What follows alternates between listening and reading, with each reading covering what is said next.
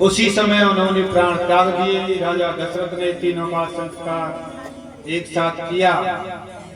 ये थोड़ा सा संक्षिप्त में श्रवण कुमार का रामायण से प्रसंग था। इसके पश्चात थोड़ा सा आगे एक ऋषि थे, श्रृंगी ऋषि। उनके पिता थे विभांडक, तपस्या करते थे। एक अप्सरा आई, उसको देखकर उनका तेज स्खलित हुआ और वह जल में साधना कर रहे थे। तेज जल में तैरने लगा, उसको हिरणी पी गई। हिरणी से जो पुत्र उत्पन्न हुआ उसका नाम विभांडक जी ने श्रृंगी रखा। उसके हिरणी जैसे सींग थे, एक सींग था। और उस समय राजा रूपपाद के राज्य में पानी नहीं बरसा। राजा रूपपाद ने कहा, ब्राह्मणों बताइए क्या करना चाहिए। राजन, इस समय तेजस्वी ऋषि एक ही हैं, श्रृंगी जी। उनको कैसे भी अपने राज्य में बुलाओ, अगर वो आएंगे तो वर्षा होगी। पहले श्रृंगी ऋषि ऐसे थे जहां जाते वर्षा होती थी। और एक थे अक्रूर जी, और अक्रूर जी के पिता स्वल्फक, बाप बेटा। इनमें ऐसी शक्तियां थी, जहां जाते थे वर्षा होती थी। ये फैक्ट है, कोई सुन सकता है और नई जानकारी है तो पूछ सकते हैं।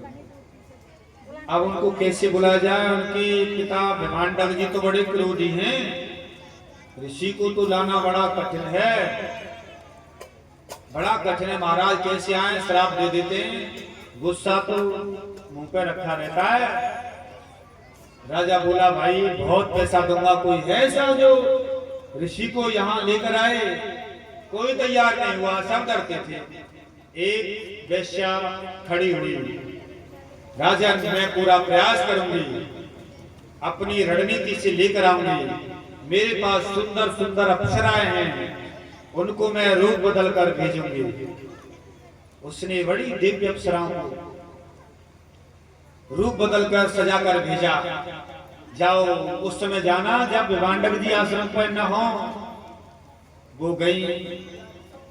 उस समय श्रृंगी ऋषि बैठे हुए थे। जाकर उन्होंने दंडवत किया तो श्रृंगी जी बोले, आप कहां से हैं, कौन हैं। वो नहीं जानते थे स्त्री क्या होती है, वो तो संत समझ रहे थे। अरे ऐसे संत, ऐसे कपड़े पहने वाले, बड़ी बड़ी जटा वाले, और ये ऐसे पहनने वाले, आप कहाँ रहते महाराज। हम यहीं रहते हैं जंगल में। अच्छा, आप तो अलग तरीके के संत हैं, ऐसे संत तो पहली बार देखे हैं। वो नहीं जानते थे इस तरीके। अच्छा, आपका आश्रम कहाँ है, इधर है, तो ठीक है, अच्छी बात है, आप हमारे आश्रम चलोगे। हाँ, अब तो नहीं, फिर कभी।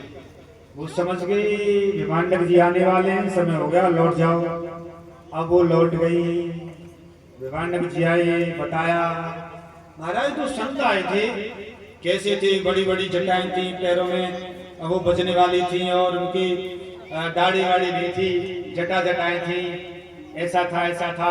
अरे माया भी बोलते हैं, बच के रहना, कोई पता नहीं है, माया है, राक्षस है। ठीक है पिताजी, मैं बच के रहूंगा। दूसरे दिन विभांडक जी फल फूल पत्रम पुष्पम लेने चले गए। वेश्या दूसरे दिन भी आ गई। अब वो तो उनको देखकर मोहित हो गए थे। महाराज आप कह रहे थे चलने की, चलिए हमारे नगर में, आश्रम में चलिए। अच्छा, आप इतनी सुंदर है महाराज, आपका आश्रम कितना सुंदर होगा, चलो चलते हैं। अब धीमे धीमे धीमे धीमे वो वेश्या ले जा रही है, श्रृंगी जी जा रहे हैं। ले जाते जैसे ही श्रृंगी जी ने राजा की सीमा में पैर रखा, बरसात होने लगी, भयंकर बरसात होने लगी। राजा आए, रूपपाद जी, बड़ा दिव्य स्वागत किया। और श्रृंगी जी प्रसन्न हो गए। महाराज आप मुझसे प्रसन्न हैं, सबसे पहले एक वरदान दीजिए। डर रहा था राजा, कहीं पिताजी श्राप ना दे दे, इनके क्रोधी हैं। सबसे पहले ये वरदान दीजिए कि आपके पिताजी क्रोध में आकर मुझे श्राप ना दे दे। तथास्तु, नहीं देंगे। पहले ही रोक लगा दी तो आगे फिर डर रहा था राजा जिस डर से वरदान दे दिया। राजा रोमपाद जी दशरथ जी के मित्र थे।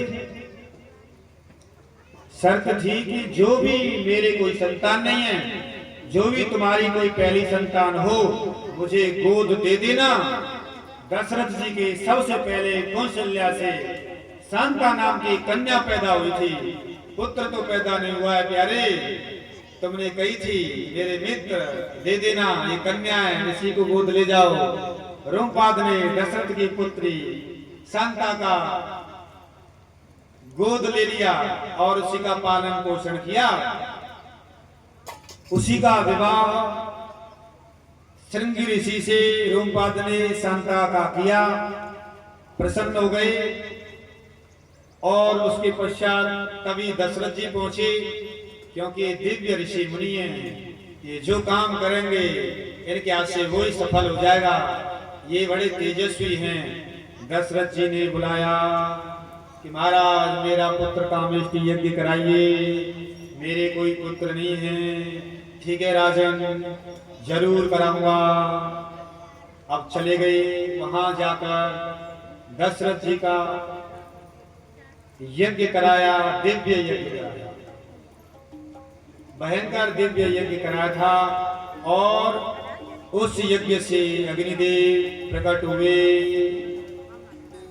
खीर लेकर, चरु लेकर, पायस लेकर। उस पायस को राजा दशरथ जी ने तीनों रानियों में बांट दिया। एक समय की बात है, एक गिरधी थी, गिरध और गिरधी, उसको भी वरदान था कि जिस समय तुम पायस को लेकर अंजनी पर्वत पर विराजोगी, तुम इस योनि से मुक्त हो जाओगे। वह कौन थी गिरधी, उसका पूर्व जन्म क्या था, वो क्यों ले गई थी? सुनो। एक बार सुवर्चा नामक अप्सरा नृत्य कर रही थी और उसका नृत्य भंग हो गया। उस अपराध के कारण ब्रह्मा जी ने उसे श्राप दिया, जा गिरधी हो जा। वह चरणों में गिर गई, भगवान कृपा करो, कृपा करो, गलती क्षमा करो। तो ब्रह्मा जी ने कहा जाओ, जिस समय कैकेयी जी के हाथों से पायस खीर को छीनकर अंजनी गिरी पर्वत पर डाल दोगी, उसके बाद तुम पुनः अप्सरा हो जाओगी। आनंद रामायण से पेज संख्या 7, श्लोक संख्या 3 से है, 103 से कोई भी देख सकता है। उसी समय पृथ्वी पापियों के भार से बड़ी दुखी हो गई और सोचने लगी, हो गिरिसर सिंधु भार नहीं मोही, जस मोहि गरुआ एक पर रोई। सिया राम सिया राम जय राम, राम सिया राम जय राम। एक परद्रोही का भार मुझे सहन नहीं होता है। कभी पृथ्वी गाय का रूप धारण करके ब्रह्मा जी के पास गई और स्तुति की, हे ब्रह्मदेव मेरी रक्षा करो। ब्रह्मा जी बोले, हे पृथ्वी, हे धरती, आप धीरज धारण करो, भगवान के चरणों का स्मरण करो, भगवान जरूर कृपा करेंगे। क्योंकि कहा है ना, ओ हरि व्यापक सर्वत्र समाना, प्रेमति प्रगट होइने जाना। राम सिया राम जय राम, राम सिया राम जय राम। भगवान तो सर्वत्र विद्यमान है, कोई भी व्यक्ति प्रेम से पुकारे, अरे प्रेम तो हो, आग तो हो, प्रेम नहीं है, झूठे को प्रेम प्रेम करते हैं। व्यक्ति भगवान के सामने रोए, दुख सुनाए उसे, ऐसा हो नहीं सकता ना सुने। दिलदार यार प्यारे गलियों में मेरी आजा, उलझन ये किस से सुलझी, सुलझार बन के आजा। भगवान सुलझार बन के आजा, पुकारो उसके सामने रो, सुनेंगे। इसलिए भगवान सर्वत्र व्यापक हैं, प्रेम से बुलाओगे आएंगे।